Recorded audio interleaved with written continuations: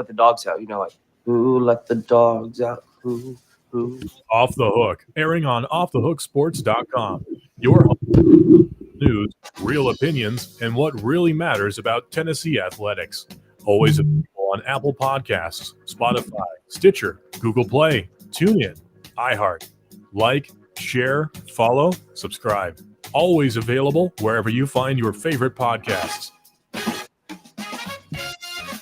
What a performance by the Vols. Wow. Did not see that coming. 40-13 over LSU. And a Tennessee player runs afoul of the law, and he is an important player. Plenty to talk about today. Chris Landry will join us as well. So there is a lot to get to. Good morning, Amanda LaFratta. How are you? I am doing well, Dave. How are you? I'm well. What the H? It's cold. It was like yesterday I worked from the house, and I didn't get cold once. And I felt perfectly fine. And then today it's cold. What happened? I don't know. I hate cold. I hate cold. I'm always cold. I've gotten, as Amanda knows, I'm because sometimes I text her at like 5 a.m. I'm pretty addicted to going to the gym lately. And I woke up and we hadn't turned our heat on yet. And I was like, no. I wrote a story about the kid we're about to talk about, and I went right back to sleep. So, good morning. I'm well rested. At least there is that. So, Chris Landry will join us. Let's get to the down and dirty at 30. And it is a little bit downer and dirtier than you would like for it to be because Tennessee had a player arrested. But first, the down and dirty at 30 brought to you by Honey Bee Coffee. Amanda, it is just phenomenal coffee. And I mentioned last week I was in an office setting and all they had was coffee. So I'm one of those Keurig things. And I thought, well, I drink some coffee at Honeybee. I'll be fine because coffee typically gives me a headache. Honeybee never, ever has. And I drank 3 cups before sitting with Amanda just a couple of weeks ago. It's just that good of coffee. And it's the top 5% of beans. It's just awesome.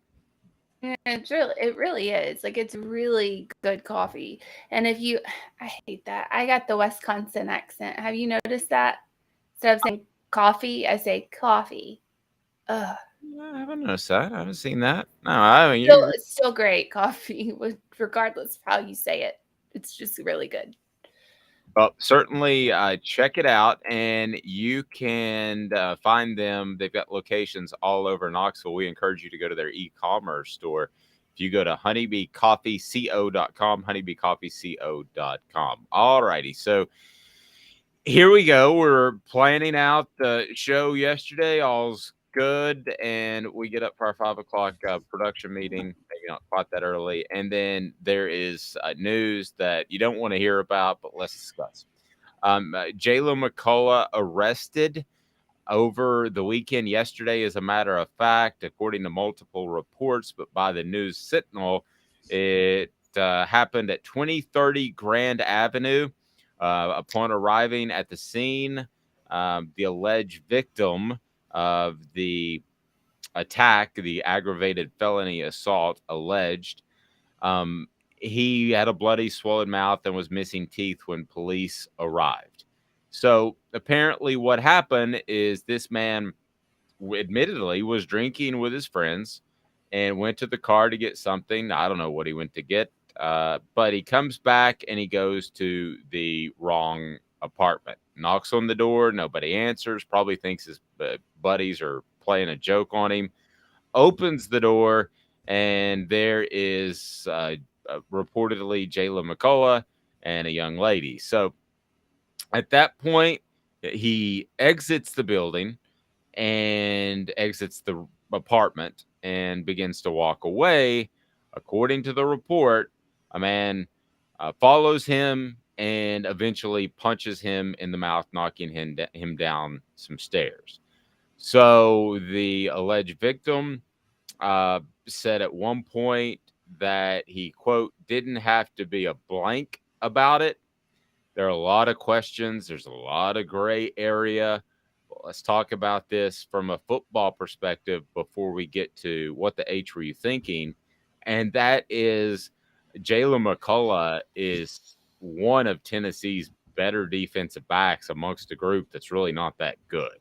So if they lose him, it would be the second player lost, with Warren Burrell, who was sidelined for the remainder of the season due to an undisclosed injury.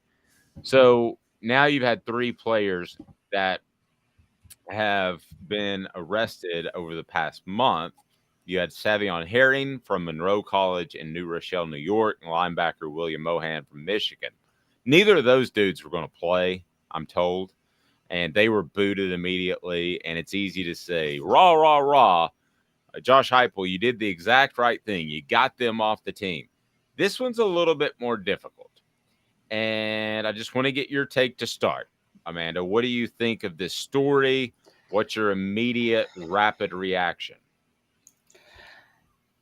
This is awful. I mean, this is such a bad look. And I don't think that they would have arrested him if there wasn't a reason for them to think that he was the one that actually perpetrated said punch to the mouth. Sure, Still, yeah. It's just a punch to the mouth. Knocking out teeth is a lot, but I mean, it's just, if you are in this situation now, if you are Jaylen McCullough, if you are the one, you're getting paid now. You're not a kid anymore. This is not since the days of NIL, you're getting money. You act like you're getting money. This is just like having any other job. This is not, you're not representing the school anymore. You are, but you're not.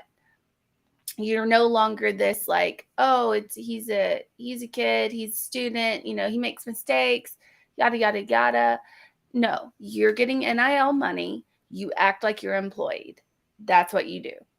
It's the end of discussion.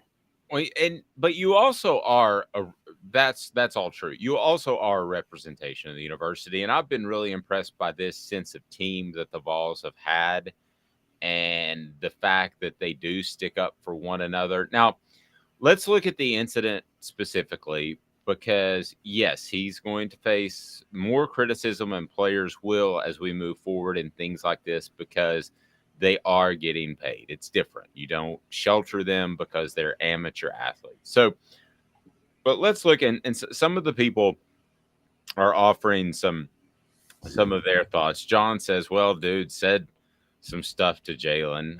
Yes, true. John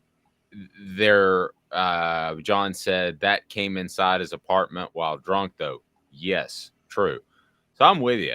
I mean, I wasn't there. I don't know the gray area. I will tell you that when I was 19 years old and 18 years old and living at a dorm, and they had the split bathroom, that I did something very similar.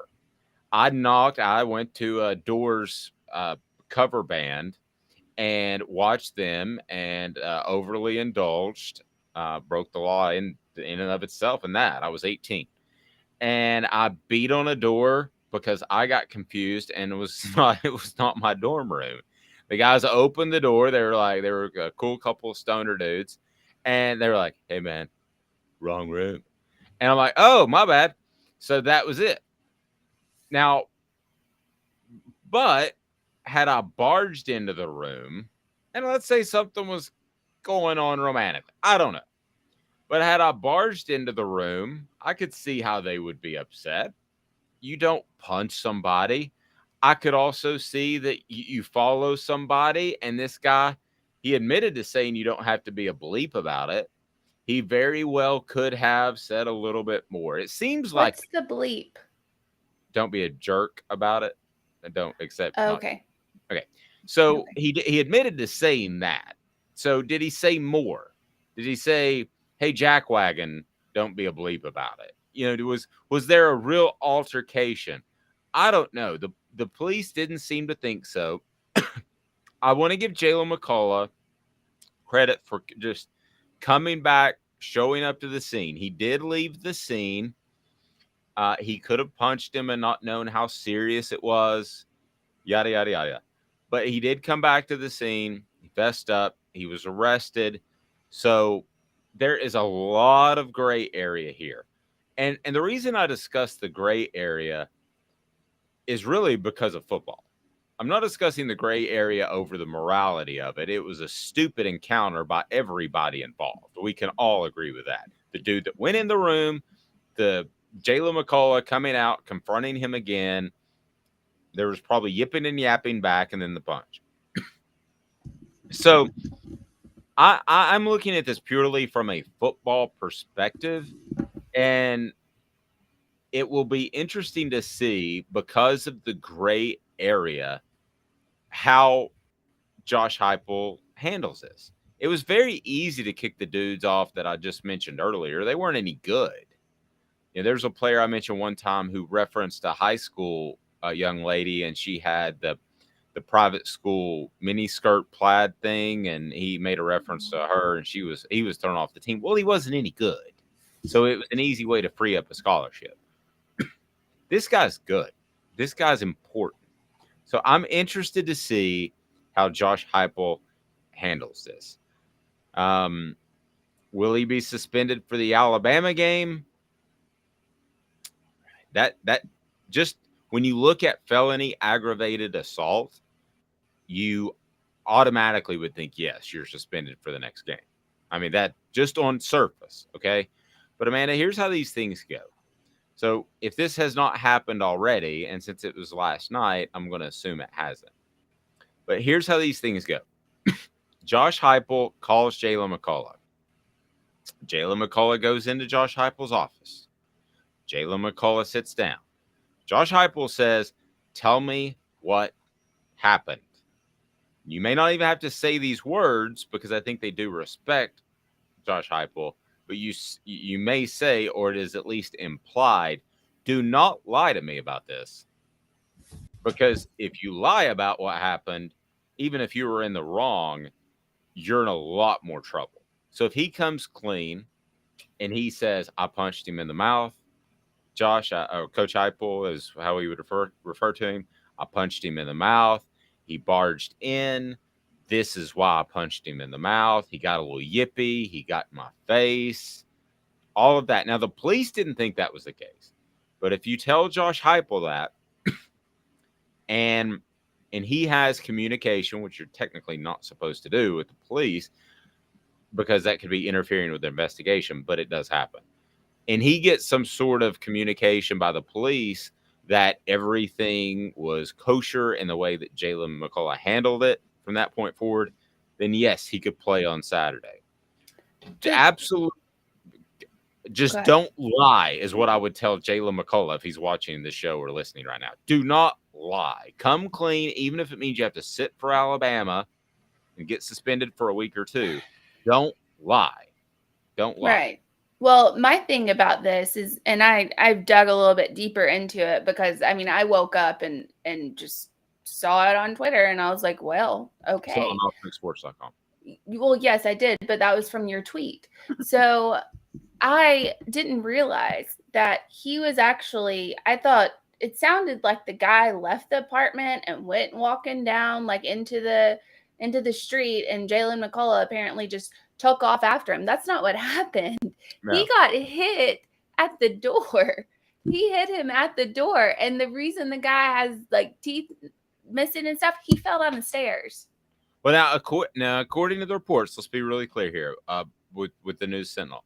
He went in the room, realized he was in the wrong room, turned around, and then Jaylen McCullough allegedly followed him.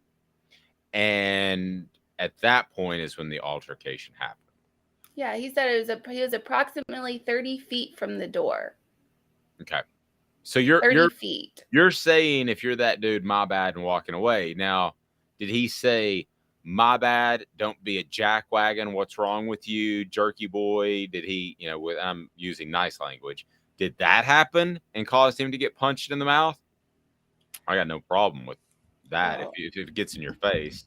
That's what he said. It says the warrant narrative states that the two exchanged words.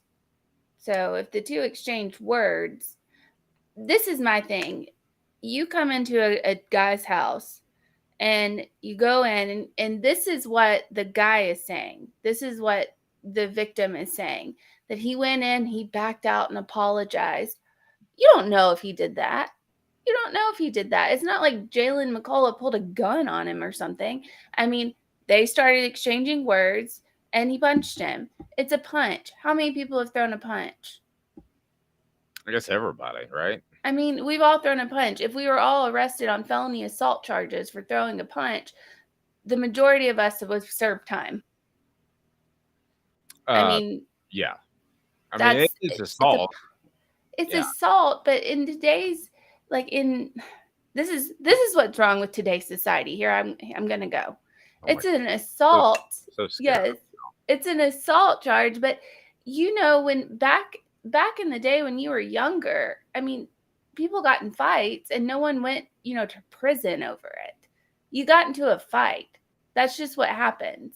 You don't have to call the cops every time you get into a fight. Yeah, but I mean, we had my son's girlfriend over on Friday, and he picked Bill and Ted's Excellent Adventure, which was cool. And I told him how dozens, a dozen, maybe 18, maybe 24, students would show up to campus in their pickup truck, and there was a gun rack with guns on the back.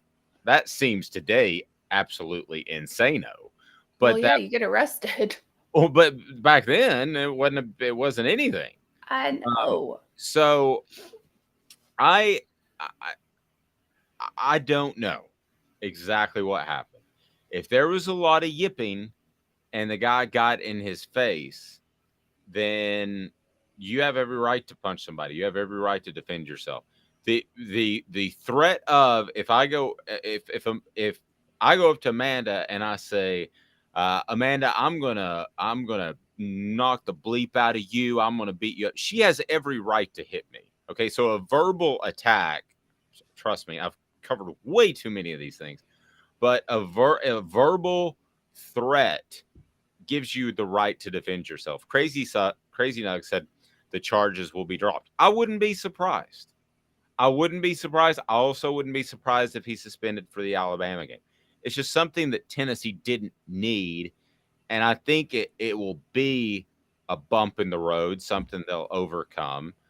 And I think it's unfortunate because it overshadows Tennessee's win 40-13 over LSU. So let's get to that a little bit. The Down and Dirty brought to you by Honeybee Coffee. Also want to remind you that Craft Treats is your home for the chill pills. Go to crafttreats.com. Jaylen McCullough could use some chill pills, even though they're for pets. Available at crafttreats.com. Don't forget you save 20% off at checkout with the exclusive code Off the Hook. That's Off the Hook.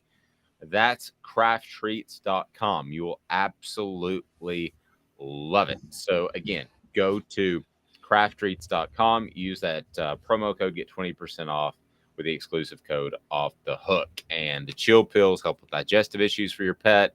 They also help with anxiety. They help with arthritis as well.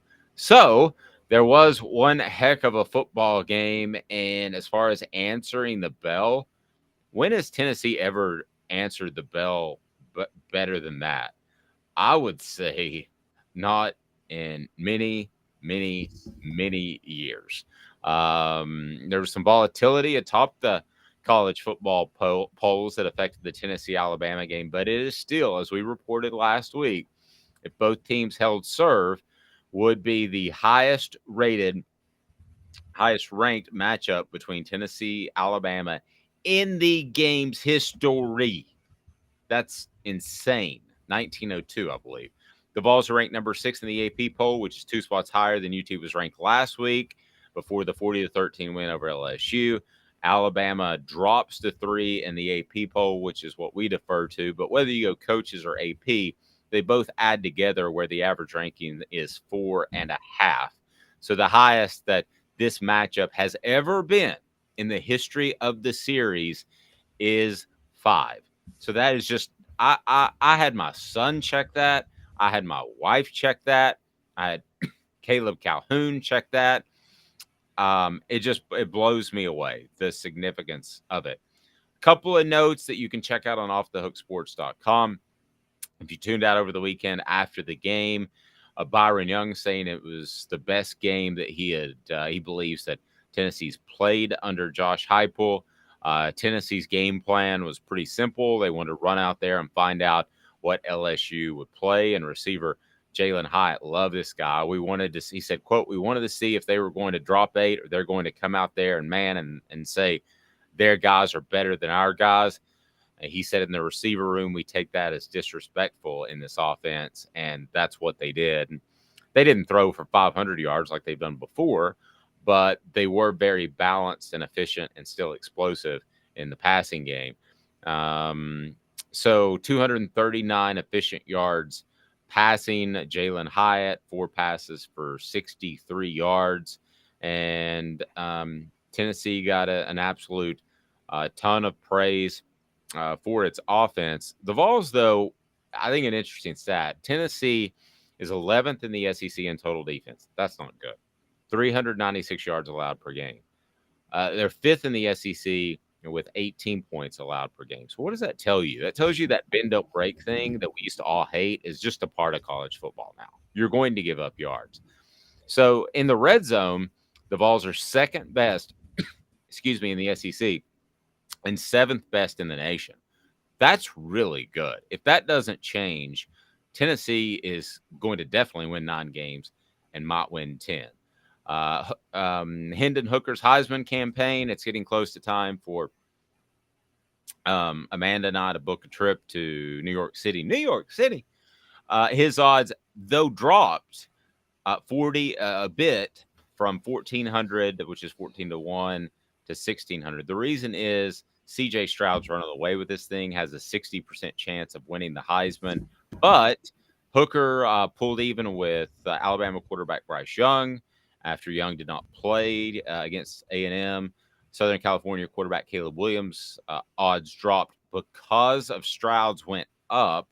So I don't know that Hendon Hooker helped his chances, or the college football weekend, Amanda, helped his chances to win the Heisman. But I think it certainly helped his chances to be invited into New York, which is something in and of itself. It helped his chances to win the Heisman, and I do not agree with some of these odds makers and all of that stuff, because in my Heisman board or whatever, I'm sorry, but Bryce Young's out. He's out. He's missed a game and a half, and that's enough. He's out. I don't know why he would be equal to Hendon Hooker. He hasn't done what Hendon Hooker has done, and he's on a team with more talent than Hendon Hooker is. He's out. He's missed a game and a half. He may miss the Tennessee game, which would be devastating to everyone who's an Alabama fan, because, my God, we'll get to that later. But looking at who Ohio State has coming up, you have Iowa, and I know Iowa's not that good, but their defense is still good. Their defense is still really good. Their offense can't do anything, but their defense can. Then they have a top 10 matchup with Penn State. Then they have, Maryland, who's not a pushover. And then they have, number 5 in Michigan. So CJ Stroud has a pretty tough schedule coming up. He hasn't played much of anyone as far as defense is concerned. Who have you played? Wisconsin? Wisconsin's terrible. Toledo, Rutgers, Michigan State. All of those teams are horrific this year. Horrific. And he has the best group of receivers in the nation. And I think Tennessee's barely on that second tier. I think they're very close to that. But according to Chris Landry, who I've got a lot of respect for, they probably have 4 first-round picks on their receiving core. Tennessee probably has 2. Go ahead. No, you're good. That should go against CJ Stroud, because this is always my opinion on the Heisman. The Heisman should be the best player on their team, one that their team would not be able to survive or be completely different if he was not there.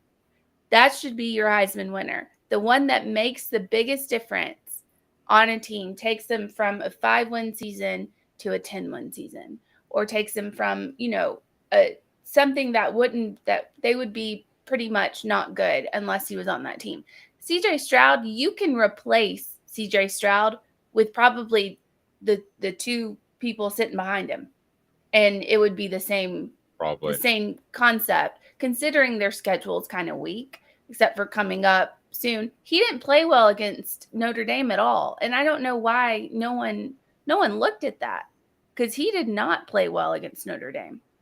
So I don't see why he is so far gone with it.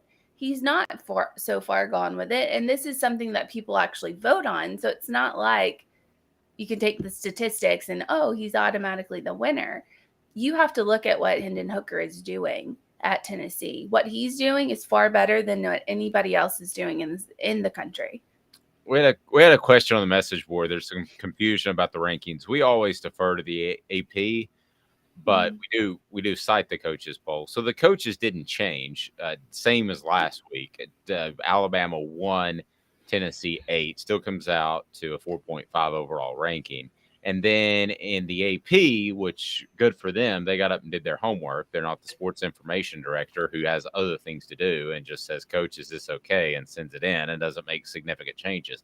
There should be significant changes from week to week. Alabama is not without Bryce Young, is not the number 1 overall team in the nation. Now, Bryce Young could come back and we're having a different conversation 2 weeks from now. But right now, they're not. So in the AP, they're 3 and 6. So kudos to the AP voters for taking a look at a couple teams. Tennessee jumps USC and Oklahoma State. It doesn't hurt to be in that prime window on CBS, but good for the voters. And that's why I lean towards AP, because the vast majority of those guys get up and I've had the opportunity to vote for the AP. I'm like, no way. Because at the time I was covering recruiting, and if you do it right, it should take you 2 or 3 hours to go through every Sunday. And man, I don't know about you, but I've got enough going on a Sunday. Yeah, I belabor my Heisman vote way too much. So I'm not going to belabor an AP vote every single week. So there you go. That's kind of all it in a nutshell. Jaylen McCullough, I'm sure, will be addressed at the noon press conference right at 12:15, and we'll see if he's suspended. So I will open it up to you. What do you think for today's tough question? Your thoughts on what direction? Obviously, we were going to go the LSU direction, which I would still prefer. But if you want to do something with Jaylen McCullough, we can certainly do that. And Crazy says, how about that Milroe? Boy. We'll get into that. We will get into that. Wow.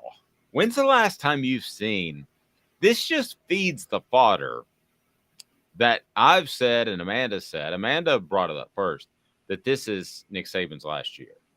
This, in my mind, feeds the fodder. He doesn't have a guy ready to go. When's the last time that Alabama hasn't had a backup quarterback ready to go? You would know better than I.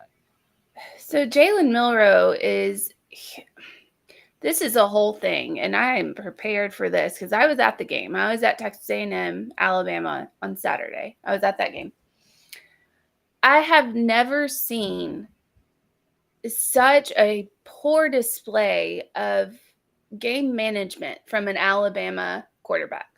And I know before, the Tua, Jalen Hurts, that era at Alabama, Alabama was known for game managers. that's the kind of offense they ran. And of course, in college, we have gotten away from that type of offense, and rightly so, because it's, kind of boring, ground and pound. But I have never seen a quarterback so unprepared for a game. It was bizarre. And if you listened to us last week, we had Chris Landry say that some of the clips that he got from practice to review some of them, that the quarterback was completely cut out. Yeah. So that's when we pretty much knew that Bryce Young wasn't going to play. Be sure and like and subscribe and share. I should have said that a long time ago. Like, subscribe, and share. We greatly appreciate that. The channel is growing by leaps and bounds. Mr. Zip saying, I'll say Alabama's secondary is trash. I don't know how no one has had any explosive plays, 15 or more yards against them. Boy, it seems like that we that Tennessee fans have this conversation repeatedly that they're getting ready to play one of their rivals who's good and things don't work out. But I really feel like Tennessee is beyond that. I really feel like the mindset of this team, and Tennessee might lose to Alabama. That very well could happen. But I don't think Tennessee no-shows it as they did in 2016 when it was a 9-1. That team was overly hyped and was not going to beat Alabama, was not going to show up. But I just think we're past the point that Tennessee doesn't show up. And good for you, Tennessee fans. You deserve that. I mean, you've been through a lot. Great place to watch the games over the weekends. Big Orange Phillies in North Knoxville. Big Orange Phillies has fantastic food, billiards, darts, and more. We get right back to you, and we will discuss the entire SEC slate. So if you have any questions about any other team or Alabama, throw them out there now, and we'll visit with the coach, Chris Landry of LandryFootball.com. Back in 2 minutes. Gary Viles here. I want to personally invite you to North Knoxville's newest sports bar and restaurant. It's Big Orange Phillies, located in Black Oak Center. And yes, folks, it's happening in Halls. Big Orange Phillies offers family-friendly environment with homemade meals and the best deli-style subs around. Billiards, darts, jukebox, shuffleboard, and cornhole, and a full bar. We also offer valet parking on weekends and during special events. We even have a covered back patio. It's happening at Big Orange Phillies. We want, we need, and we appreciate your business. Hi, Mike Davis here with City Heating and Air, reminding you to always dare to compare. Our team provides quality local heating and air service, installation, and maintenance across East Tennessee. We use only the best equipment like American Standard heating and air conditioning for your residential, new construction, or commercial needs. Honesty, dependability, and customer satisfaction have been the cornerstones of our business since 1961. City Heat and Air. Dare to compare. This is Al's Dish Barbecue Supply, so come on in and see all the different rubs and sauces we have, plus a complete line of Green Mountain grills. Don't be overwhelmed. We have plenty of help so you can produce the best barbecue and amaze your family and friends. Barbecue is America's food. We'll do what we can to bring you all the best products. We're Al's Nest Barbecue, where Chattanooga goes to grill.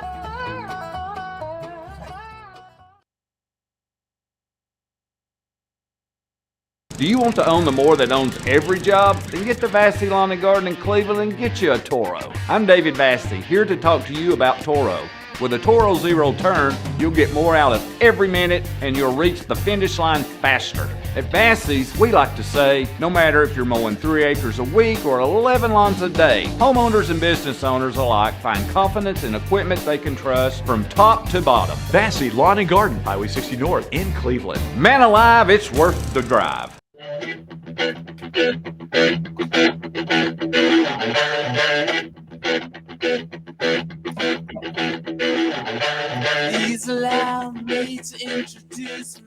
That was my energy drink. But if I was drinking a beer at this time of the morning, which I'm not, we're with you every day, each and every morning at 8:30. It would be from Zool Beer Company. ZoolBeer.com.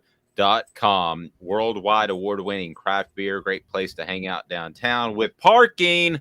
Unbelievable. Zool Beer is phenomenal. That's XULbeer.com. And great merch as well. So Chris Landry joins us now of LandryFootball.com. And Chris, how are you this morning? Had some football, didn't we? Oh man, yeah, it's getting that time of the year. Can't believe we're going into week 7 in college football. But what a great weekend, and what a great weekend! What a great week coming up ahead in Knoxville with all the college football attention being focused that way. It's going to be a lot of fun for I know many of our listeners here. What I would like to do, if you don't mind, is from your coach's perspective, being in these meetings, I would like to take the Jaylen McCullough arrest and just kind of address it and then move on and talk football. So go ahead. This is my understanding from the outside looking in. And you've been there with Nick Saban, you've been there with other coaches when things like this come up. And I remember, was it Jimmy John that they kicked off, that Nick Saban kicked off in his first year? Was that his name, the linebacker? And yeah, it is right. Yeah, I forgot about that. yeah, it made a statement. I'm not comparing the two. I just kind of went in the left field. But here's the way I understand this working. A coach calls you in, especially in a situation like this where there's a bit of a gray area. The alleged victim could have done some chirping. I don't know. But coach calls you in, and by golly, you better tell the truth about what happened right there, right then, even if you're guilty, because if you don't, then it's a whole nother level of trouble from the football team's perspective. Maybe not the legal perspective, but the football team's perspective. How do those conversations take place? How do they sound? Well, it is difficult because in a general sense, there's a certain way you handle it, but every situation has a different degree of specificity that you must know the details, circumstances, context, everything. But yeah, if a player comes in and lies, and again, what's his background? Has he had trouble before? Did he really lie, or does his version? I mean, you got to make sure that it's, but let's just go on the assumption that he's lying. Well, then then there's a real problem. And look, I don't think it's as hard as people, at least for me, it's not. There's a certain standard that you have to play at, at this level and to be part of a team. And if you don't do things the right way, and if you don't come clean, you're not honest. I say this all the time to guys getting ready to go to the combine, because I ran the combine now. Said, don't lie, because nobody's asking you a question they don't already know the answer to. Okay, so you lie, and it's like, I can't trust this guy. So look, here's what I would do, and it's just what I always try to do. I would bring him in initially, and here's how I handle it. And let him have this. Okay, well, I want to. We'll revisit this number, and then I would find out every bit of information, proof, and then I would visit with him again in more detail, and then I would know whether he is lying or not, or whether there's some ambiguity in the whole story. So, look, I mean, in the end, people want to make judgments, and based on the media findings of I do this. Well, you don't know what the heck's going on with the true story is. So. Yeah, but it's not a good situation for a player, lies or does something that will violate team rules, because if it doesn't apply to him, then it doesn't apply to anybody. And I don't think you have integrity in the locker room. I don't think you have respect by the players to your coaches if you don't handle things the right way. But what's the right way? The right way is getting to the bottom of the information, having a background with the player, knowing this, knowing everything that's going on up into this situation, then trying to integrate this whole situation and figuring out what the whole truth is. So I'm not sure if he'll be suspended, and I'm not going to, because there's a lot of gray area. And when the guy came in, he followed him out, went in the wrong apartment, blah, blah, blah, blah, blah. I don't know what happened. I wasn't there. So I don't know if he'll be suspended for the Alabama game or not. But if he is, who fills in for him? Is it Andre Turrentine? Is it as simple as that? And is he the guy steps in? Danico Slaughter's played a lot of safety. Or is that the direction they go? I mean, they're not very good in the defensive backfield to start with. Well, first of all, the way you handle that this week is you have multiple options that you're going to work hard in practice. And the answer to your questions are going to come out of how they're operating in practice. I mean, what those guys have done to this point. Now you're in game plan mode to the upcoming opponent. Who can handle assignment-wise the best during the week is going to get most of the reps. But they're going to need both of those guys and perhaps some others to help fill that. I don't think it's a simple thing. If that's, and I think you need to prepare as if he's not going to play, because you don't know what's going to happen and you can't get caught with your pants down. You got to make sure that you're prepared for that. If you can play, if something comes out within, then so be it. But you've got to be prepared for the worst, hope for the best. Yes. So we have obviously coming up this Alabama-Tennessee matchup in which as I This week? pointed out before, That is this week. Yeah. ha ha ha, I have a wedding to go to and I won't be here. A I didn't have wedding? tickets. There's rules in the South. There are no weddings in the South. They're Wisconsin people. They don't share the same Wisconsin people. Oh my belief. goodness. Oh my goodness. Okay. But anywho, moving on with my bitterness and, maybe slight anger. Anyway, so Tennessee against LSU looked really good. They looked really good. And Jalen Milroe with Alabama is just not good. I mean, he had 2 fumbles and an interception. Alabama had 4 turnovers against that Texas A&M subpar defense. And it looked bad. I mean, it was just, and the atmosphere there was crazy. Everyone was excited about the game. It wasn't like everybody was just, meh. That's a game that should not have been even remotely close. Shouldn't have been close. Jalen Milroe is clearly not the answer for Alabama backup quarterback wise. And I can't say that it's just nerves or it's just, whatever. Turning the ball over 3 times single-handedly is not acceptable in any program. What are you expecting out of this Tennessee defense if Milroe is the one to go? Well, first of all, I'd like to talk a little bit about kind of what Tennessee did last week. I think we can look ahead this week, but in the early part of the week, I thought it was the biggest thing that stood out to me was the great job that Tennessee obviously did in the bye week in preparation. I thought the defense had a really good scheme. Now, LSU was without their left tackle and their left guard because Dellinger went out with an injury, and they attacked them very effectively, and they had a very good stunt package. So that, for folks that may not be familiar with, so your end and your tackle replace positions and you get good angles, and they just terrorized LSU. And it was big. LSU, the formula for them, you can't make mistakes and turn it over. You can't give a team like Tennessee 10 points to start, and then it's just behind the 8 ball. So that, to me, was the fact that Tennessee played a clean game. I mean, they protected the football. I know Hooker had the 1 fumble, but they didn't lose it. But they play a clean game. LSU makes tons of mistakes on special teams. I thought Tennessee did a really good job with, the recovery of the opening kickoff was not anything scheme design. It was a mistake by LSU. But great job getting the ball there. Great job on the punt return when LSU outkicked their coverage there. So good job cleaning up special teams issues and good job with the defense. Now, this is not a good LSU defense. Not a good LSU offense. Still, they caused a lot of problems. And because they were able to get a lead, it took LSU out the run game. So, and LSU's not going to be effective passing it. How I think it translates going to be real interesting. I think Tennessee's playing with a lot of confidence. I think they played on offense, made enough big plays, protected the football. You have to do that against Alabama.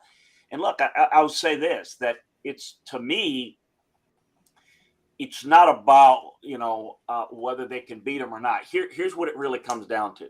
If Tennessee plays a clean game, meaning don't turn the football over, which they don't normally do, and they don't make sloppy mistakes on special teams to give short fields, and Alabama continues to turn the football over, then Tennessee's going to win this game. Look, Tennessee could have lost to A&M because of mistakes. And I disagree. I think A&M's defense is very talented. They're very talented. You can't give an A&M offense 3 possessions, 3 turnovers, and give them short fields. I think so what does that mean for Alabama coming forward? Here's the downside to it if you're Tennessee. Just in a general, a lot of people think, oh, look what happened last week. Big win for Tennessee on the road. Alabama, awful. You're not going to see the same Alabama team. That's what you're going to see is a team that, based on history, will likely clean things up and not make – without the mistakes, Amanda and Dave, Alabama wins that game against A&M by 17, 24 points. They they just made too many mistakes. And protecting the football, that's the great equalizer. You have that, you can flip the game around. And that could happen this week again. If it does, and whoever is -3 in turnover margin is going to lose the game. I think as relates to this week, I would expect Bryce Young to play. I don't know that, but if he plays, is he sharp enough, can throw it well enough? Or if he doesn't play, do they have enough in the passing game? Now, again, running the football against Tennessee, you can run the football on Tennessee. LSU couldn't because they were down. So the key for Alabama is defensively. Can they do a good job pattern matching and keeping this game close to where they can stay committed to the run? That's the key. And can they protect the football? I still think they can be successful. Look, the bottom line is they're not choosing Jalen Milroe. They went to him. I think the bigger question is, and I know Ty Simpson's not ready, but why don't they have a better passer as a backup quarterback than Jalen Milroe? Because that is definitely going to make Alabama's challenges much more difficult. Look, I think they can win a lot of games with Jalen Milroe during the regular season. This may not be one of them, and I don't know. We'll see. But I think it's a completely different game plan. They're very limited in the passing game, but I think the key is going to be defensively. Can they hold on enough? If they turn the football over and Tennessee gets a lead, I'm not going to say that Tennessee's going to do to Alabama what they did to LSU, but I think that it's going to be a huge advantage and very difficult for Alabama to come back. But I don't know the answer, obviously, to who's going to play at quarterback. It's no question that if you're Jalen Milroe, the thing you've got to do is, yes, you got to use your legs, but you got to protect the football. And A&M did a nice job stripping the ball, but you got to be high and tight. You got to have two hands on the ball in the pocket, and you can't turn the football over because that nearly cost them the game, and which would have been an embarrassing loss. Wow, interesting. So, did it surprise you that Nick Saban didn't have? And I want to get back to Tennessee. You're right, because we're probably getting a little ahead of ourselves. But did it surprise you that Nick Saban didn't have a quarterback? I don't care what the guy's name is, Jalen Milroe or Dave Hooker, that he didn't have a guy more ready to play, because he always has a backup ready to go. Well, Jalen Milroe's always been an intriguing guy to me, but not as a passer. And I don't look. They've had Blake Sims and they've had Jalen Hurts, who's a lot better now as a passer, and a lot of it had to do with when he went to Oklahoma and he really developed as a passer. And he was functional at Alabama. But in the modern era, here's the thing that with Alabama that's changed. Back when Blake Sims was the quarterback, they were still running the football first, and even Jalen Hurts. Now they're a passing team. And I think if you look at them, I thought they schemed the run game very well the last 2 weeks. The fourth quarter, when they had to adjust to the injuries. Bryce Young got injured early, but they started to make adjustments in game. And I thought they had a good run game concept. And they had some big runs in the game against A&M, but they just don't have anything in the passing game that's to note. Now, they can work some of the screen games, some of the boots, some of the half reads. I think they can do those things better and be functional and can be successful enough against Tennessee to have some success. But there's no question that they're a different team without Bryce Young. With Bryce Young, they're different. They're different. They're more explosive. But listen, there's no secret to why they're a better running team now. They're focusing on the run. They're running it more. They're coming off the ball. Whereas when they're more of a passing team, it's more pass blocking, pass set. You don't come off the ball and you're not as physical. So that's just the reality of what they are. Yeah, I'm surprised that, to me, I always like to have my backup quarterback to be a guy that can come in and do, and particularly in college. In the NFL, there's going to be a big drop off because you can't afford to pay two great quarterbacks a lot of money. But in college, am I surprised that they don't have a Ty Simpson, who I think can be really good, but is not ready? Somebody that's maybe in the upper class. Well, they've not hit on all their quarterbacks.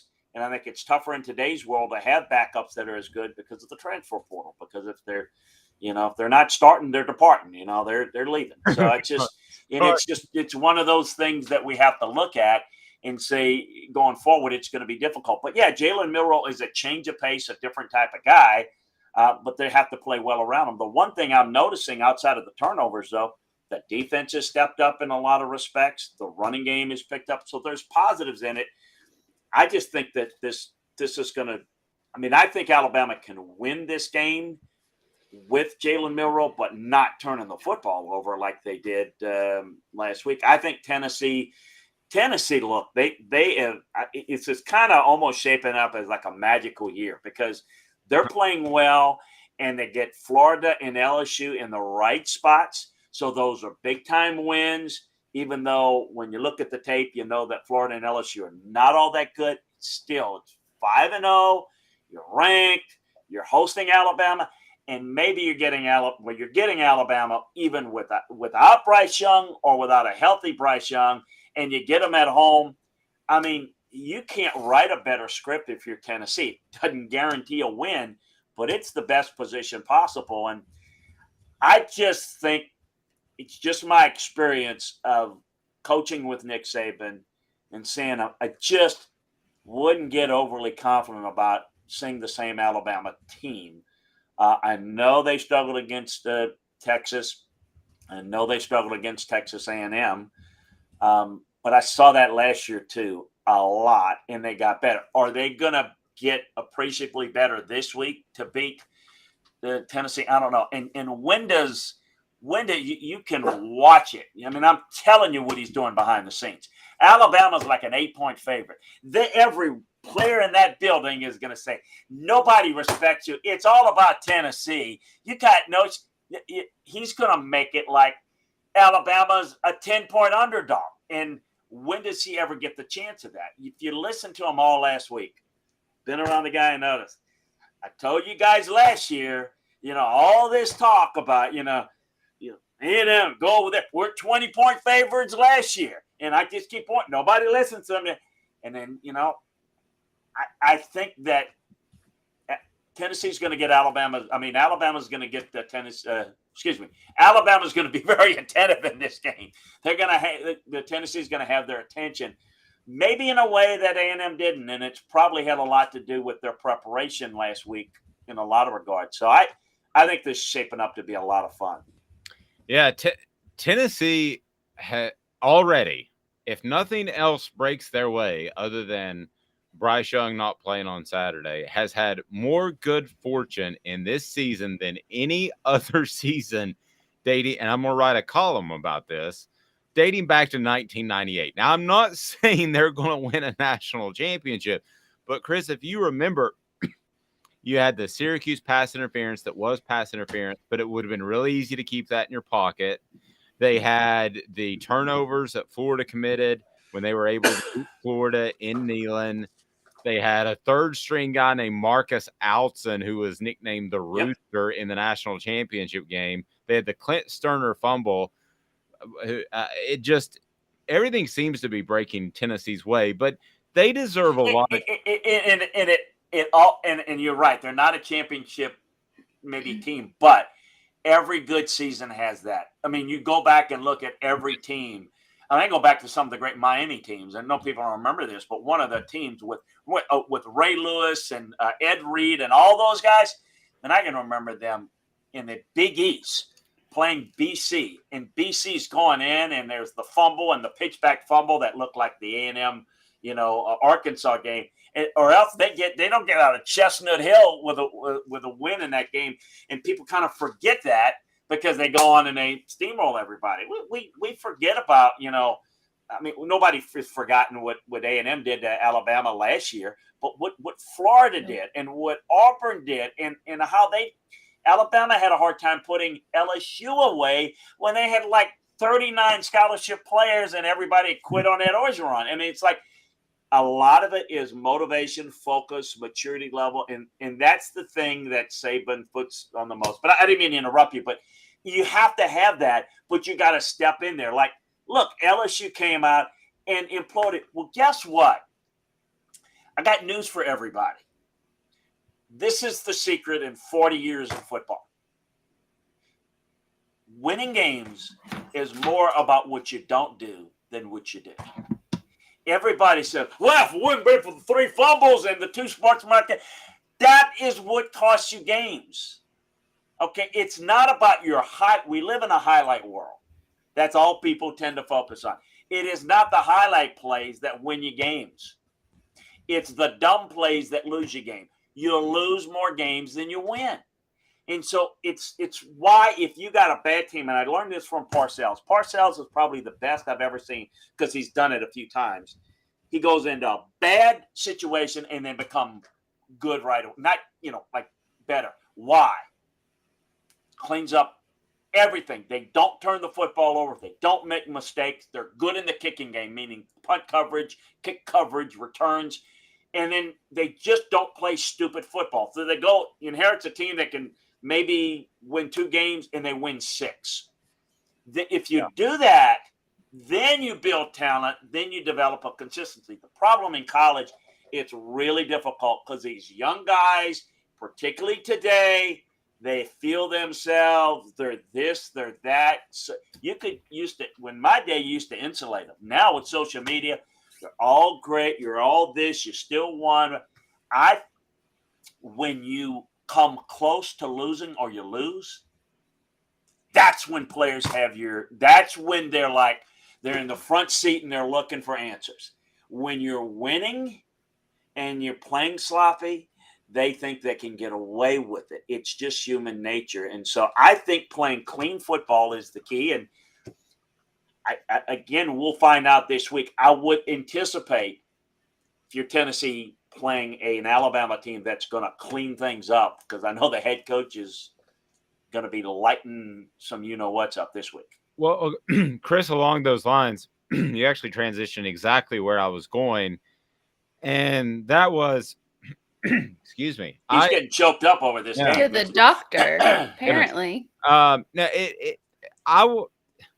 scheduled Jacob Warren and Cooper Mays to do a podcast with me on Sunday for a very specific reason. There's a huge, monstrous news hole there. But it's probably not the best for them because they should either be enjoying a win or they should be, suffering from a loss, the 24-hour rule, and get beyond it. But the thing that both of them said yesterday, and please like, subscribe, and share, it's on the YouTube page. The thing that Jacob said specifically, he said, you look at it, and given all that LSU gave us, we could have scored a lot more points. Oh, yeah. To me, that mindset is not something that you draw up on a dry erase board. That's something this Tennessee football team has and is, in my opinion, more valuable than any one of their players.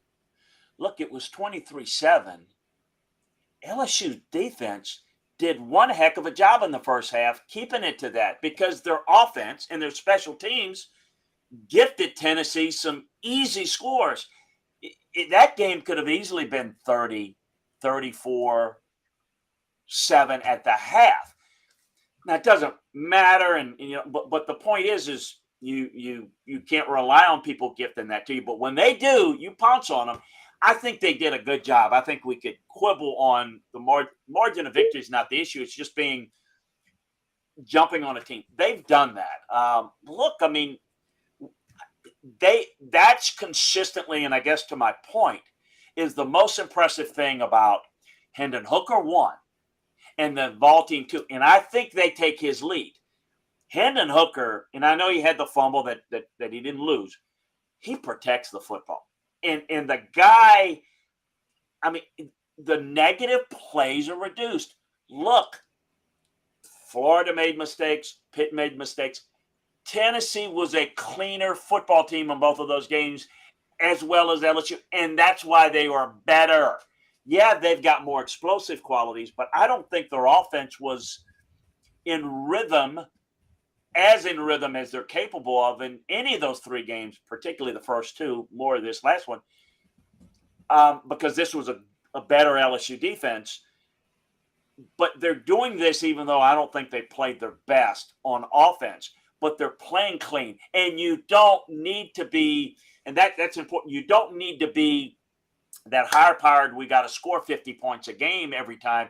If you can weather the storm, force other people into mistakes. You don't make mistakes. That's the key. It's imperative, I think, to be really good to win multiple ways. Because if you can only win one way, what happens if that one way just abandons you that day? What happens if somebody just does a better job against that aspect of your team than others have? Can you win another way? And I think Tennessee's winning other ways. I mean, they're not outscoring people just like, giving up a ton of points. And I keep telling you that this defense, and again, you have to look at the tape to see this.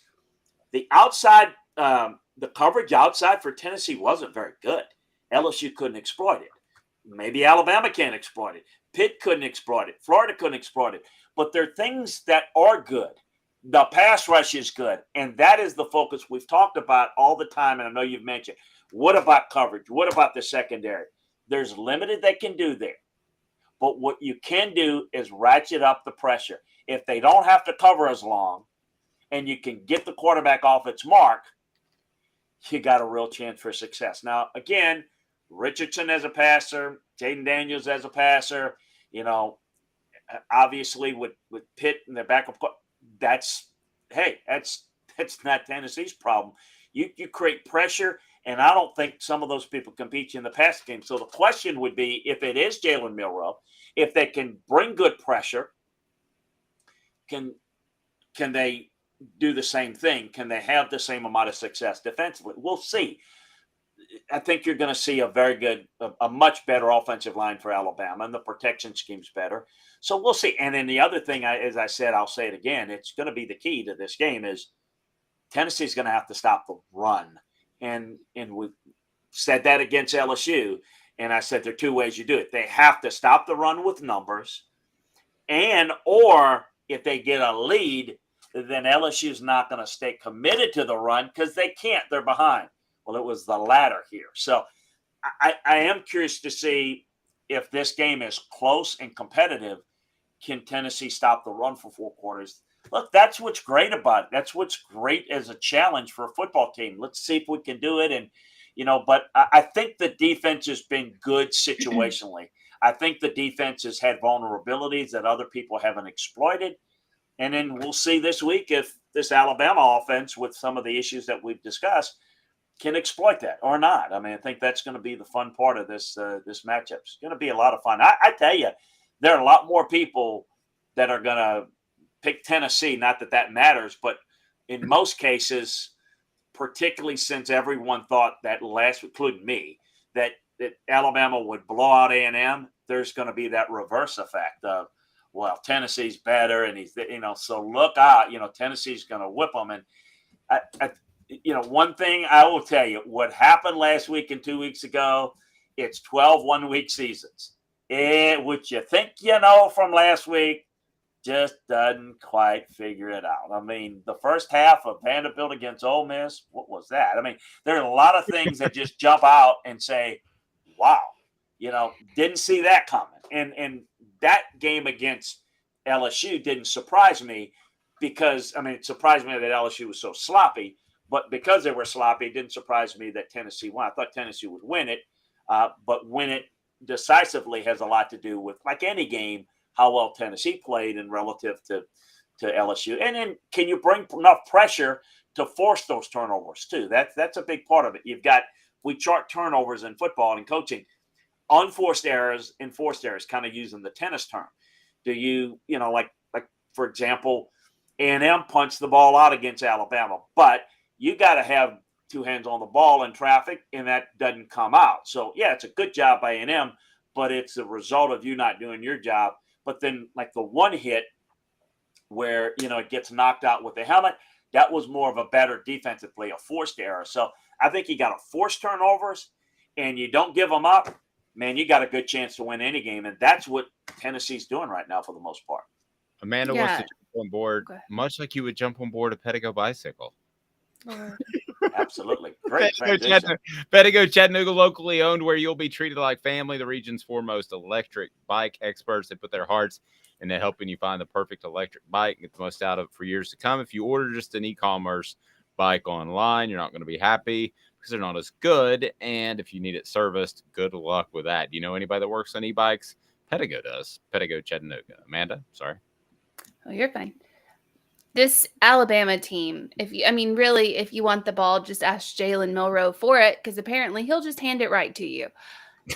Not that you're bitter or anything. But Not that I'm bitter. Not that I'm bitter. Not that I made, a 10-hour trip. That's fine.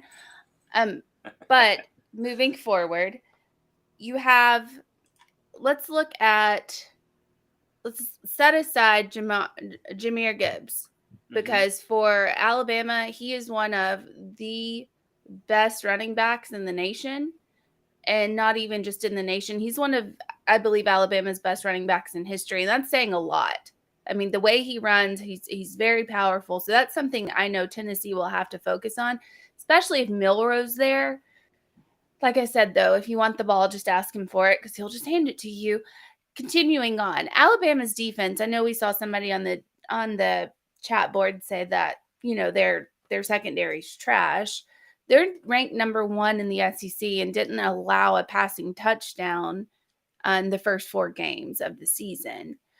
What's your take on what they will be able to do against Tennessee? Because we know it's a different kind of offense. Yeah, it's not as good as it has been in some years, but I've noticed it's gotten a little bit better, and they're certainly far from trash. They're talented and they're good, and they did a great job making a leverage adjustment on that last play, by the way. And I think we're going to see this week. I mean, I think this is going to be the real test, because when you practice to go against Tennessee and what they're going to do at Alabama is everything is about making the calls yourself. So you've got to train guys to make it on the fly. So you get your cleats in the ground and get ready for them to go fast, because that's what obviously Tennessee runs it. So I think we're going to see this week. We're going to see how well they do a good job, how well they do. And I think they're going to play split safeties, which is going to allow safety help to the boundary, which is difficult because Tennessee lines up so wide. So I think that they're going to make some adjustments, get a linebacker dropped in the deep middle. Tennessee, look, the one thing that Hendon doesn't do very well, boy, he leaves a lot of plays over the middle. I've talked a lot about, working the middle of the field. I see why they don't do it. Is Hendon's just not real accurate over the middle. I mean, he misses guys, leaves too many plays, but the young man's having a really good season. I think the middle of the field is something that if you're Alabama, you're going to have to, maybe vacate a little bit, get a linebacker dropped in the deep middle and really get help on the outside. Because the big plays come from Tennessee, the 9 route. Hendon Hooker throws the deep ball. The 9 route is good as anybody I've seen in college football in a long time. Wow. I mean, he's got great arc on the ball. It's perfect. Now, if he threw every route as good, he would be, more consistent. What a great deep ball. I mean, it's natural. It's like for him, like a basketball player that has a certain shot on the court that just fits his eye, and it's just there for him. He just, and again, they get coverage, and they get the right type of coverage set up. He just drops the ball in so well. But I think it's going to be a big challenge for Alabama, because you got to work with the tempo in addition to staying on their coverage landmarks. Look, Alabama runs a lot of pattern match, which means it's basically zone, but they play man within the zone. So once you come into the zone, they use man principles. So and I think that's how you have to play Tennessee personally. You can get into a little bit of trouble over the middle, but if Tennessee doesn't attack that middle of the field more effectively, then that's going to help Alabama's ability to try to stay on top of routes on the back end. The health, I mean, we'll see if Cedric can get back, but Brew McCoy is the big-time playmaker, as good as we thought he would be, as we talked all summer leading into it. This is going to be quite the challenge for Alabama's defense. There's no question. Now, the pass rush is going to be a challenge, too, for Tennessee. Both of these teams can rush the passer. At least, I thought Tennessee's been able to do it pretty effectively. Alabama does it consistently, and I think that's going to be a real problem. And And I think we may see Hendon run the football, which is another thing he does very well. He can escape and pick up some positive yards, particularly in the red zone. Chris, are you ready for my annual Alabama joke that I've been telling since about 1999? Amanda rolls her eyes. Are you ready? Ready or not, I guess I'm going to hear it anyway. Because this it's so funny to me when one fan base in the SEC makes fun of another one for being hillbillies, because we're all from the South, except for Missouri. I don't know what they are. But all right, so here it is. Why was the toothbrush invented in Tuscaloosa? I know, we know what that is. Because if there were more teeth, or everybody had more than one tooth, it'd be called the teeth brush. No, you missed. You just destroyed the punchline. So let's try again. Why was the toothbrush invented in Tuscaloosa? I'm giving you a drum roll, please. Because if it was invented anywhere else, it would be the teeth brush. There you go. It's a knock on grammar and lack of proper dental hygiene. You can't get better with an insult. That's a really good slight at somebody. You got your English, slight. You got your toothless. I tell you where that joke, where I've heard it a lot, or in first, is this using the same thing in West Virginia. Now that actually is applicable there. I mean, God bless them. There's some. I had a dentist. He since moved, but I had a dentist. Because you don't live in Alabama. Yeah, that's right. So I told my dentist that joke one time. He says, he looks at me. He says, I got family in West Virginia. He says, that is the truth. So God bless him, but. That in England. Chris, great stuff, buddy. We'll talk to you soon. We always appreciate it. We'll talk to you later in the week, and I'll talk to you here in just a few minutes. Okay. Thanks, guys. Take care. Have a good one. Bye-bye. Be sure and like, share, and subscribe. And I've made Jesse Smithy of 5-Star Preps the first time I told that joke, way back in goodness knows when. Laughed so hard that he had to take his headset off and take a break. But it's the funny part about all those country jokes is they could say it about Knoxville, and Columbia could say it about Oxford. That's why I love those jokes. But the double meaning of not knowing the language or not knowing, that's why I love that joke, and not having enough teeth. That joke has been around forever and a day. I used to have started it. No, you didn't, because I used to have a T-shirt that had the 4 out of 5 dentists prefer like Alabama over Auburn, and it was a face of an Auburn player, like just like a little drawing, and he had like 2 teeth. And he was like, "What's a dentist?" It's been around. I got that when I was like 10. But you see how it's a double meaning, because it really should be called the teeth brush. The girl with the English degree in writing does see that. Right. So there's what makes it so good. Brought to you by the Mattress Place. The Mattress Place is so good. 22 years on Chapman Highway, closer to downtown than you could possibly imagine. A+ accredited member of the Better Business Bureau, Marine Corps veteran owned, and no gimmicks, 30 to 70% off each and every day. It is absolutely phenomenal. The Mattress Place, tell them that Off the Hook Sports sent you back in 2 minutes. Did we decide on today's tough question? Yes, it's been out there. Okay, well, we'll readdress that and get the message for bingo. We'll give away stuff. 2 minutes. Hang with me. Off the Hook Sports. It's Gary Viles here, Viles Automotive on Callahan Drive. I've been selling cars here in East Tennessee for 27 years. In that time, I've come to realize it's not about the car. It's about you, the customer. So I'm here to take care of you just like family. Good credit, bad credit, you name it, we can get you taken care of. If we don't have it, we can find it for you. We go across the country to get any vehicle that you want. And here at Viles Automotive, we don't believe in fake numbers. We just give you great deals. And as always, we want, we need, and we appreciate your business. Do you want to own the more that owns every job? Then get to Vassy Lawn and Garden in Cleveland and get you a Toro. I'm David Vassy, here to talk to you about Toro. With a Toro Zero Turn, you'll get more out of every minute and you'll reach the finish line faster. At Bassey's, we like to say, no matter if you're mowing 3 acres a week or 11 lawns a day, homeowners and business owners alike find confidence in equipment they can trust from top to bottom. Bassey Lawn and Garden, Highway 60 North in Cleveland. Man alive, it's worth the drive. This is Steve Rain. I own the Midnight Oil and Michelin Tire Direct service station here in Ottawa. It's not a fancy place, never has been, but it's a clean place with clean restrooms and good folks who work here. We sell gas and fix cars, nothing glamorous, but we love what we do, and we're going to keep doing it for a long time to come. There's not many real service stations left, and that's a shame. We're the guys just like the guys back in your hometown. We'll fix your tire, change your oil, and put a new set of Michelins on your car. If you want a Twinkie, you'll just have to keep on going. Thanks for the business.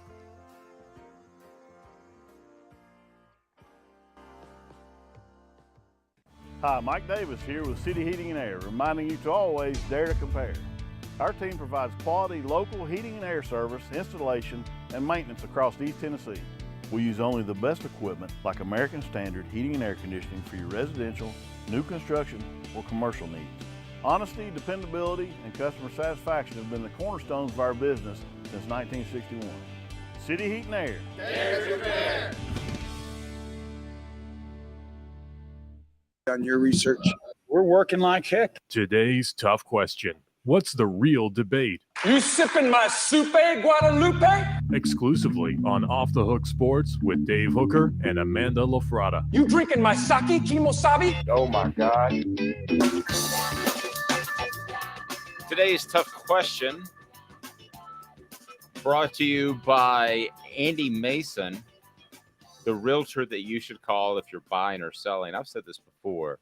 We only endorse people that we have done business with or would do business with if we need their services. Well, I have done multiple transactions with Andy Mason. So AndyMasonRealEstate.com is where you need to go. I can tell you the two tenets of his business are pretty simple. Best service, best price. How about that?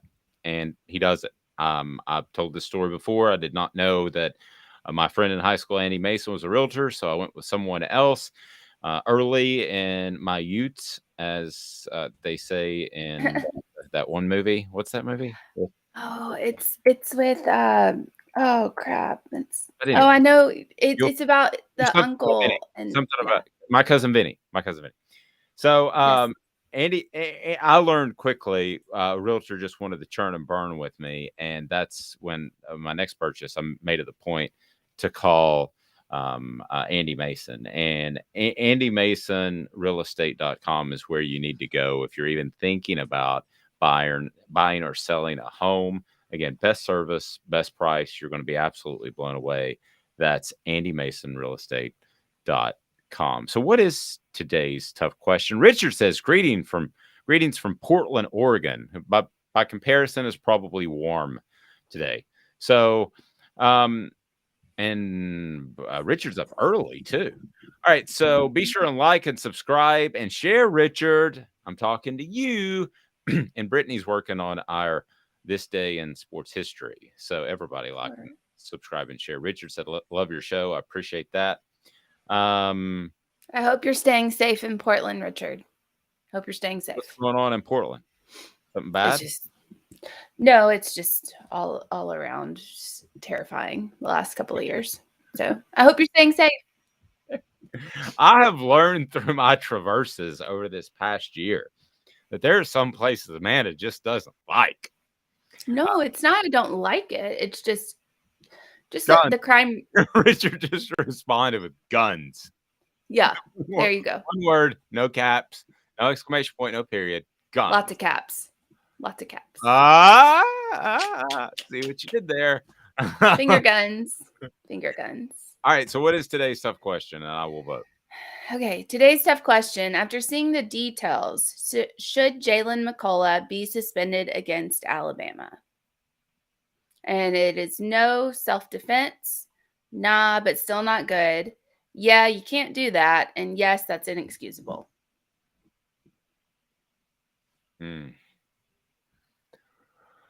Oh, gosh, that is today's tough question, isn't it? Where are you going on this debate? Me? Yes. Well, I'm going to go with what I typically say as far as what I said about Deshaun Watson, what I say about, other people in this situation. You can't punish someone until you know all of the details. That to me is just kind of common sense. You can't go out and automatically, an accusation is not an admission of guilt. A charge is not an admission of guilt. So you can't go out and punish this kid or the guy. I'm not going to say he's a kid because he's a professional athlete now, but you can't go out and punish him without all of the facts before you do that. That's not, our society is not guilty until proven innocent. It's innocent until proven guilty. So we have no idea what this other guy did because Jaylen McCullough didn't answer any questions. He had his Miranda rights read to him, and like any smart person, just shut up because he didn't have, a lawyer present. So you have no idea from his perspective what happened. I'll tell you something that's so crazy. Okay, you shouldn't punch anybody, right? All right. And unless you're defending yourself. Yep. But okay, so he probably shouldn't have thrown the punch. But this is how much worse this could have been. He could have gone in his room, and remember this happened, and it made national news where a player would not open the door for the police until it wasn't an assistant coach. It was basically a guy who just, what's the word I'm looking for? Ran chores, just the word that I was given about him, I can't use, but it starts with a B. So, like a manager. Yeah, but he was just the guy who did the stuff that nobody else wanted to do. So he had to show up. And if you remember, this player was in his room with 3 women, and that's why it made national news. Played offensive line. And so he wouldn't open the door for the police. So if nothing else, take this away from this situation, is that Jaylen McCullough cares enough about his team where he came back to the scene of the crime when called. He didn't say anything. He knew how to handle himself, and he didn't make it much, much worse, because that can get much worse. We could be having a conversation right now about how he badmouthed police, and then I'm like, you're gone. Don't be a part of the program for a week. Get away because it's Alabama week. Now, he did the smart thing. Right. What everyone should do if police are involved, if you're being accused for something, if you're being charged, if they're arresting you, you don't say anything. You don't say anything. You wait till a lawyer is present. You don't say anything. Everybody just shut up and let them take you to wherever, and you get your lawyer involved, because you do not want to incriminate yourself. You just don't. You don't say anything. Everyone knows that. Everybody knows that. Does anybody out there remember the play? Oh, I remember. Yeah, I remember. It was Josh McNeil. That's one way to get arrested. If you're going to get arrested, you really haven't done anything wrong. He had snuck into the back of his own apartment because he locked himself out, so he hadn't done anything wrong. And he's with 3 girls in his room. Yeah, I'm sure they were just playing Monopoly and not doing anything else. Twister. Okie dokie.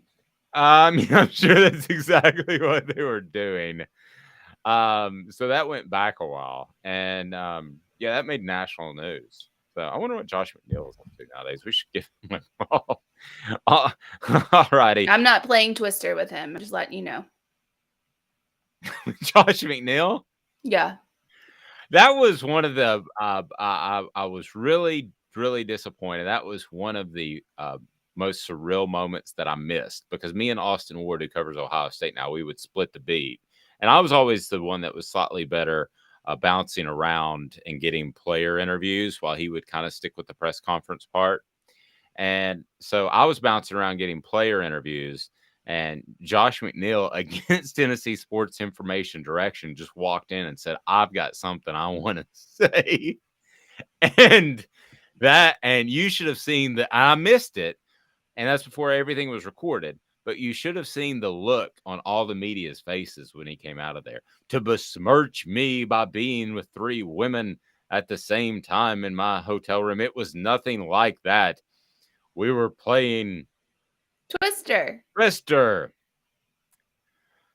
You'll be in better That's shape. why they were in all those Yeah. weird positions. You'll be in better shape to play Twister, thanks to Nutrition World. That's where I get my supplements. You should too. Nutrition World has all the supplements you could possibly need at all the best prices. And Nutrition World, it's all over our website, so you can certainly find it. But Nutrition World, if you want to go to their website and you're hearing this verbally, you can go to nutritionw.com, nutritionw.com. They've been voted one of the best e-commerce stores in the biz when it comes to nutrition. So they're going to get the supplements to you, a vast array, no matter what you take, the vitamin B, the vitamin D, all that good stuff.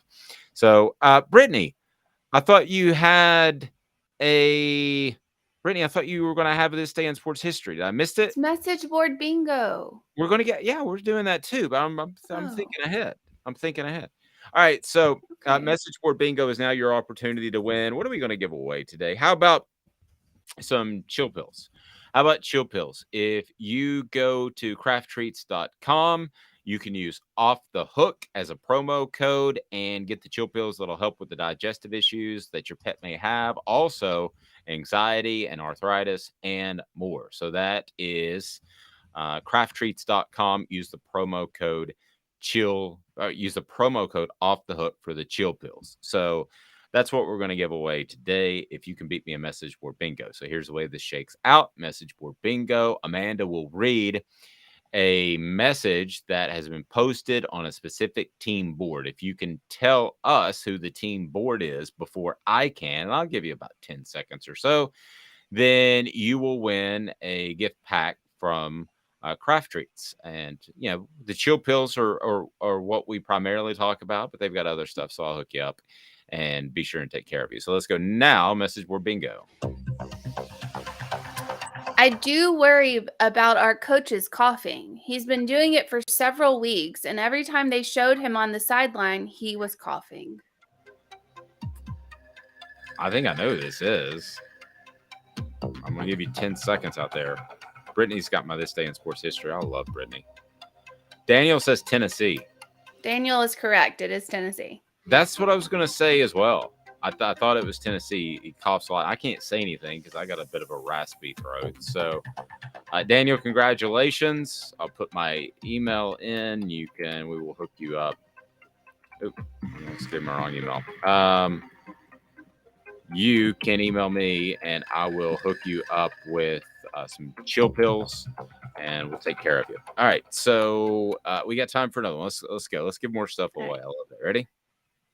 All right. Let's make Quinn Ewers a $10 million NIL deal once he enters the transfer portal, of course, instead of paying our coach as much as we pay him. I think I know who this is.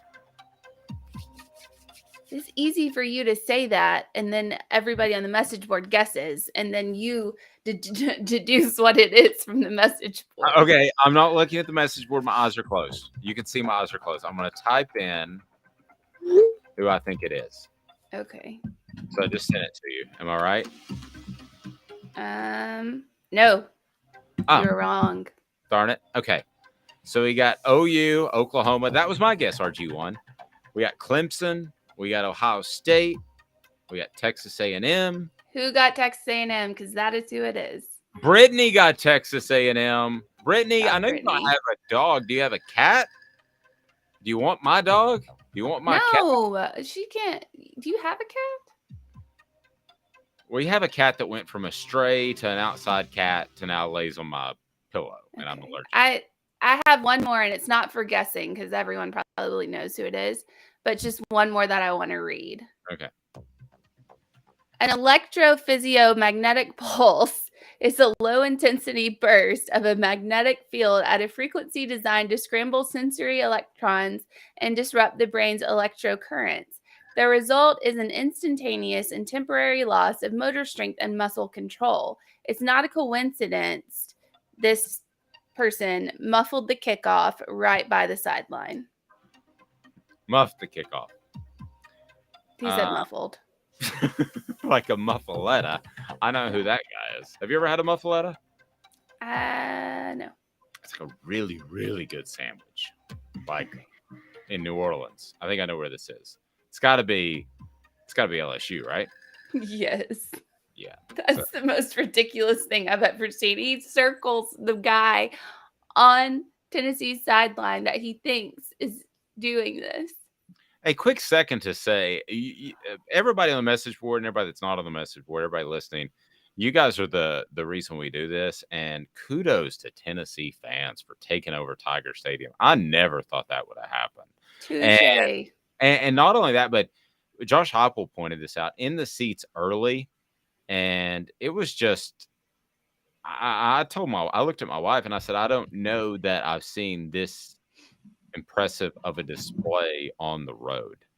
I've seen some good ones. I've seen Tennessee take over Vanderbilt, but that's Vanderbilt.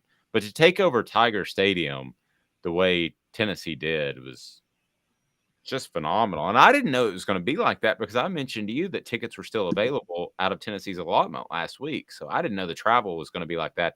And Byron Young said specifically when he was on the plane that he saw one of the videos of people traveling, and we saw one at the airport at Tyson McGee, and I saw another one, saw a couple of them throughout the weekend, and he said Lots of bars. Yeah, and they went down to New Orleans, which is one of the two places I never want to go again, that and Las Vegas. Love New Orleans. I don't want to go there again. Okay. I'm good. Fair. So kudos to you. You guys are why we do this. We love you guys. Please like, subscribe, and share. And I wouldn't say that if I didn't mean it. Okay, so Brittany has this day in sports history, which she's picked up a part-time job. Apparently. So, she'll have to send me her invoice at the end of the month. All right, so this day in sports history is now. This day in sports history. Putting things in perspective, exclusively on Off the Hook Sports with Dave Hooker. You're so old. When you were a kid, rainbows were black and white. And Amanda LaFratta. New kids on the block just called. They wanted you as a backup dancer. Brittany gave me two this days in sports histories. She said that she loves New Orleans too, but not during Mardi Gras. No, do not do that. Don't do that to yourself. I've never been during Mardi Gras. I've been just a normal, like, one random, like, weekend in, June or whatever it was. And dear Lord, don't do that to yourself. Do not go to Mardi Gras. Now, I did that, and my two stories of Mardi Gras are falling asleep, because surely I didn't pass out, but falling asleep with the hotel door against me, and half my body was in the hotel room and half my body was outside. In the hallway, and I woke up. That was not a good look. And then the other one is, Amanda, I saw this young lady who was the sister of my best friend at the time, and she had a ton of beads. And you know how you get the beads. And you buy them. Yeah. Well, I said, Kim, where did you get all the beads? And she goes, I bought them. I said, no, you didn't. I said, no, you didn't. I said, I'm going to walk out of here and out of this store, and I'm going to take a right, and you're going to take a left. And we're never telling Chris about this ever. Except for just now. Except for right now. Well, we're not best friends anymore. Oh, okay. So yes, Chris, your sister is showing off her stuff. This day in sports history brought to you by Vassy Lawn and Garden. And Vassy Lawn and Garden this day in sports history. So Brittany, nice enough to supply us with that. Vassy Lawn and Garden, man alive, it's worth the drive. I don't care where you are. If you're listening in Nashville, where we're huge, or you are in Knoxville or Chattanooga, industrial mowers. They have the incredible commercial mowers, hedgers, trimmers, and residential. So this day in sports history, in 2015, Tennessee erased a 21-point deficit to beat Georgia 38-31 for the first win in the series since 2009. And that's a pretty strong one. So Brittany said you had another. Okay, here we got another one. Brittany said you had another. Okay, 2016. No, that was Brittany, I'm confused. Brittany said she had a typo. It was 2015. It was 7 years ago. Brittany, do I have all that right? Just tell me what I have right. At some point, Tennessee broke a streak against Georgia. I think that's what we learned there. Have a fantastic day, everyone. Will be 1964. Brittany, where's 1964? Just retype it in, because now if you're going back to 64, I want to know. That's even before I was born. So I want to know the 64 one. I'm scrolling up. You guys are so engaging. It's awesome. Oh, this one's super cool. Yeah, nice. 1964 quarterback Art Galiffa. I'll be honest with you, it's very unusual for me not to know someone's name or how to pronounce it or who that person was. It's tailback Hell Wantland for 1 touchdown, and linebacker Tom Fisher picks off another pass. This is back in 1964. Why is that significant? The first scores in the checkerboard end zones. That's cool. Yeah, I thought that was a super cool one. The first scores for the Vols in the new checkerboard pattern that Doug Dickey ordered for the end zones. You know, he did the T, and he did the walking horse, which is essentially about abusing an animal. And he did a lot of things tradition-wise that were good for Tennessee that people quickly. It is. You have to give the walking horse like spurs so it makes it walk and jerky. Well, let's just rain on this parade right now. Let's just rain down on it. So, complete coverage. In case you're just tuning in, we discussed the Jaylen McCullough situation, also Tennessee's big win over LSU. So feel free to restart it. Have a great time. We're a lot easier to stream than those Thursday night games. I'll tell you that. I'm already planning on how I'm going to get through that one. Have a Chicago game this weekend, or Thursday. Way to go, Thursday. Get the worst games in NFL. Good job. I wonder if that's by design, because they weren't sure the stream was going to work. Because I did hear about 4 or 5 people the first week said the stream didn't work. By the way, Kirk Herbstreit's phenomenal. Kirk Herbstreit's really good. And but Dan Orlovsky on the call. If there is anybody else better than Dan Orlovsky, show him to me, because I think he's the best. I think he is phenomenal. And he said he would vote for Hendon Hooker the Heisman the next day. I'd vote for Hendon Hooker the Heisman right now. Hands down, I'd vote. Put money on it. I'd vote for him. Well, since we have the same last name, I might vote for him as well. Or I'll get input from you on the ballot. So anyway, we'll be back at 8:30 tomorrow. Have a fantastic day, everyone. This has been a presentation